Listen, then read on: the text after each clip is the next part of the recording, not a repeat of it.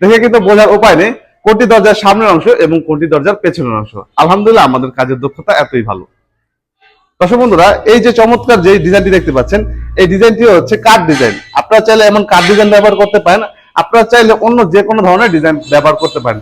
যে যেমন ধরনের ডিজাইন ব্যবহার করতে চান ইনশাল্লাহ তেমন ডিজাইন ব্যবহার করা যাবে। আর দর্শক বন্ধুরা, আপনারা কিন্তু কাঠের দরজা ব্যবহারের ফলে কিন্তু বিভিন্ন ধরনের ভোগান্তিতে পড়েন। কারো কাঠের দরজা ফুলে যায়, কারোটা ফেটে যায়, ঘুনে তো ধরে। আলহামদুলিল্লাহ আমাদের স্টিল বক্স দরজাগুলো কখনোই ফুলে যাবে না, ফেটে যাবে না, ঘুনে তো ধরবেই না।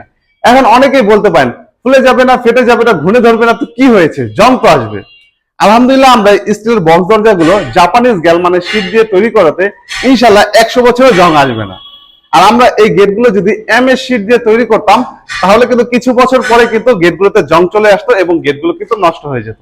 তাই আপনারা যাদের থেকে এই গেটগুলো তৈরি করবেন না কেন, আপনারা নিশ্চিত হয়ে নেবেন তারা যেন সবসময় গ্যালমানের শীট দিয়ে এই গেটগুলো তৈরি করে থাকে। যদি এমএস শীট দিয়ে এই গেটগুলো তৈরি করে থাকে তাহলে কিন্তু কিছু বছর পরে কিন্তু জং চলে আসবে। তাই অবশ্যই আপনারা নিশ্চিত হয়ে নেবেন এই বিষয়টি।